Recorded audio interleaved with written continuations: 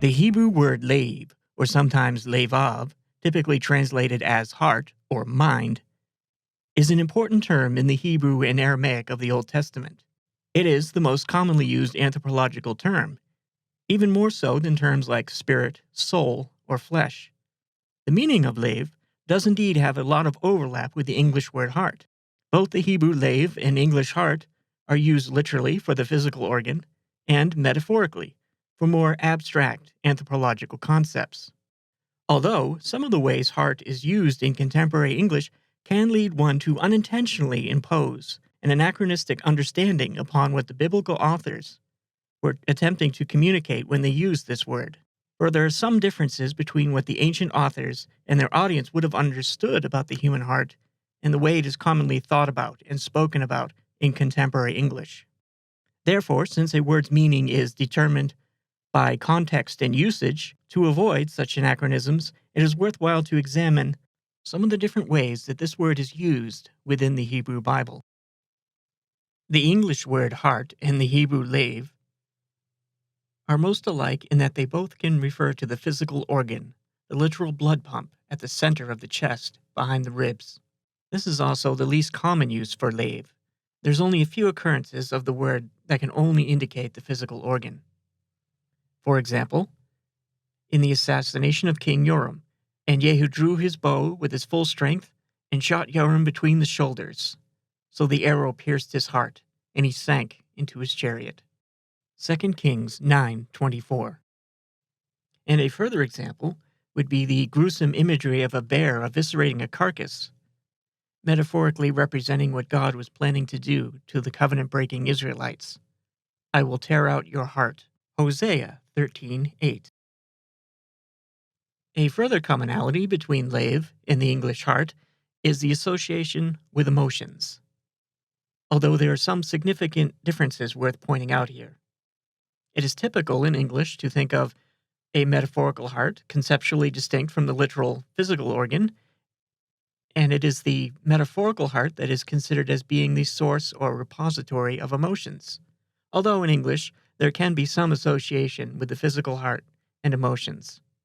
For one can speak of an increase in heart rate when one is feeling anxiety or excitement. For the most part, emotions are thought of as abstract and associated with the metaphorical heart. In biblical Hebrew, on the other hand, emotions are much more associated with the physical heart. Emotions, to the ancient people of the biblical world, were usually spoken of in terms of one's countenance or sensations in the bowels. And more extreme emotions could be described as physical sensations in the bones or of the beating heart. For example, the prophet Jeremiah would often express his emotional state when delivering his prophetic message. My bowels, I writhe, the walls of my heart is restless within me, I cannot keep silent.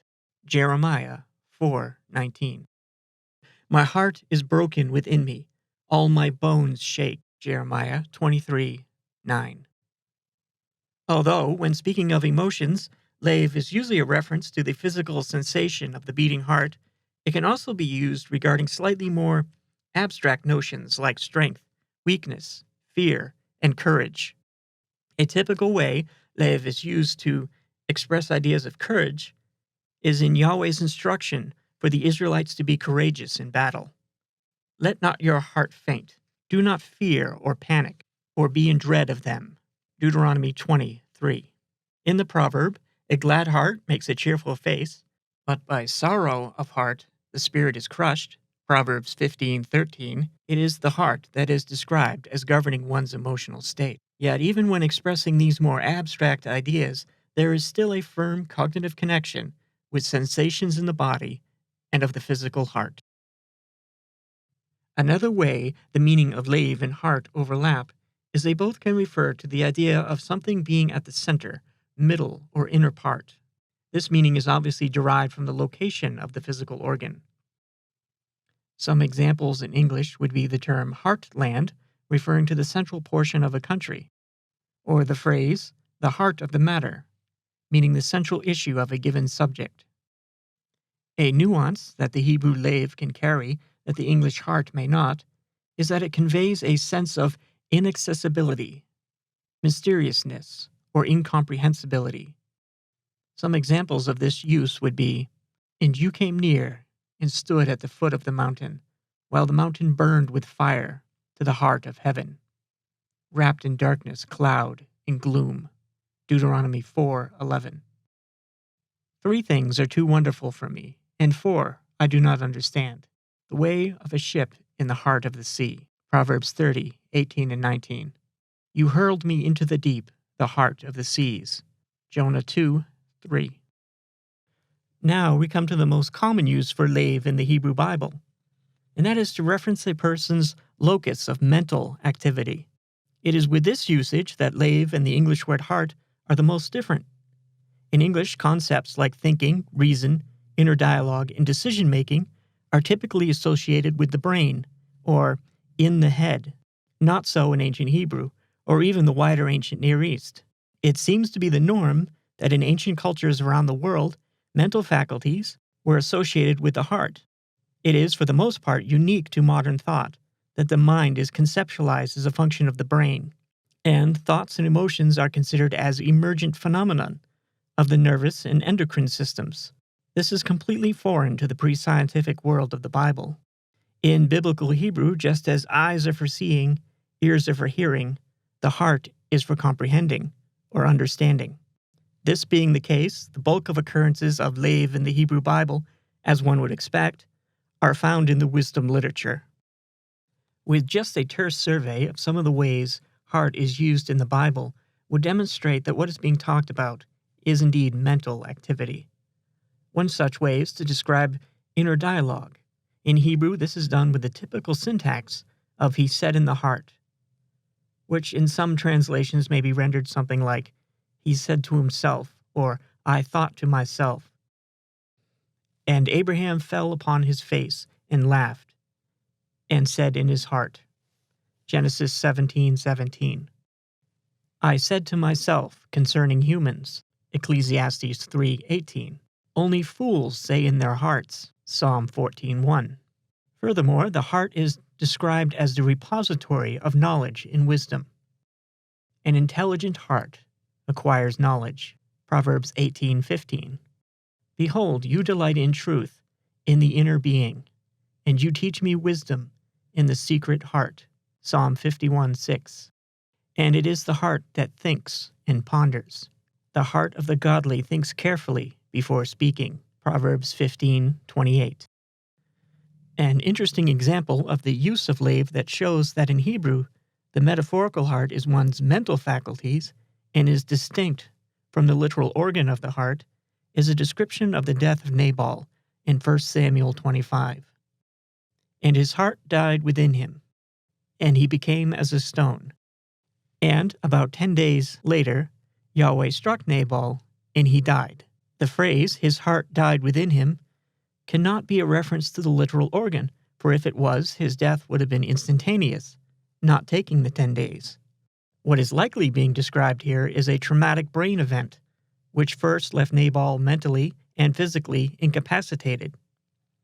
Then, after being in a comatose state for about 10 days, his physical heart and breathing stopped. This is consistent with how an ancient person might describe an event like a severe stroke. Now, a source of potential frustration for any reader of the English Old Testament is that lave is often translated as both heart and mind, two very distinct terms in English. And not only that, there are other Hebrew anthropological terms that are also translated with these same words. Furthermore, the meaning of these Hebrew words have a great deal of overlap with each other, leading them to be used synonymously in parallelisms. One such Hebrew term is nephesh, which literally means the throat, and is often translated as soul, inner being, self, or desire. It typically is used to convey ideas of thirst and hunger, or a general sense of need or longing. Note the parallelism: he who ignores instruction rejects his soul, nephesh.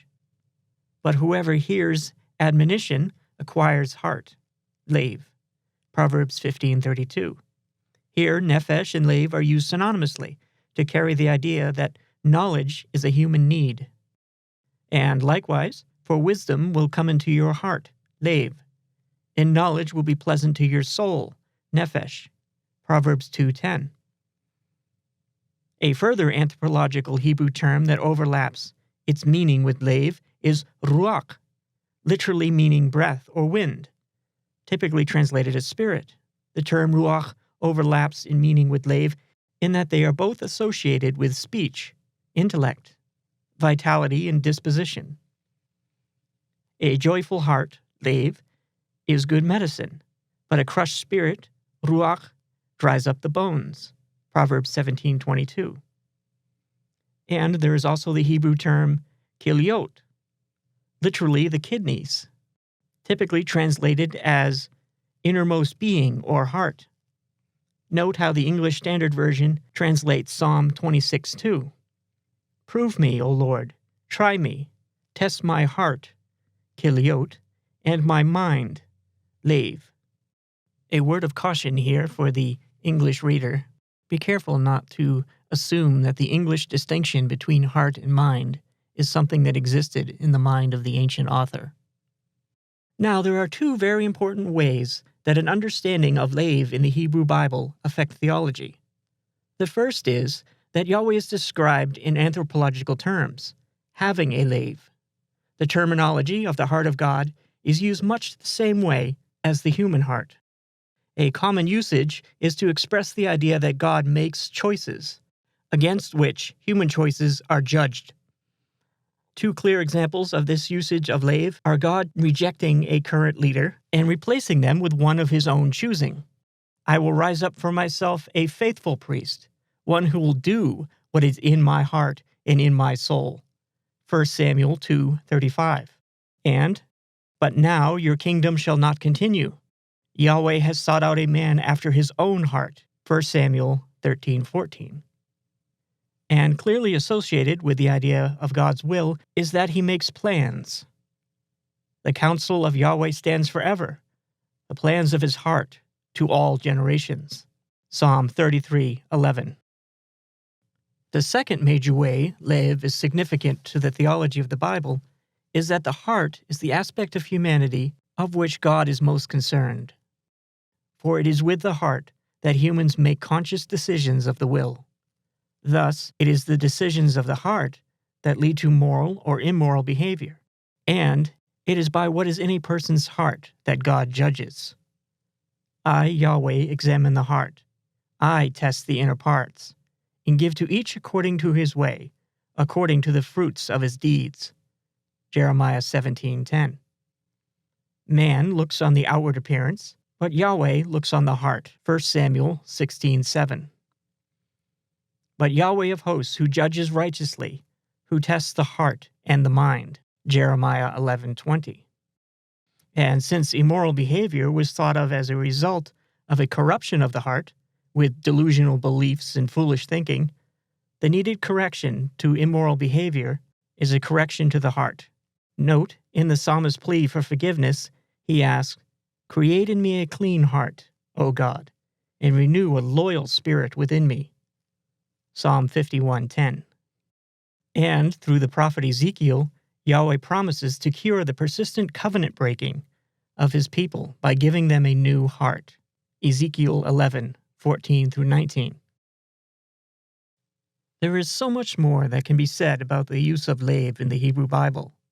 What is perhaps most helpful for those reading the English version of the Old Testament is to keep in mind that when one encounters the words heart or mind, it is very likely that the Hebrew being translated is lev, and in most cases likely referring to a person's mental faculties, such as reason, beliefs, knowledge, and the will.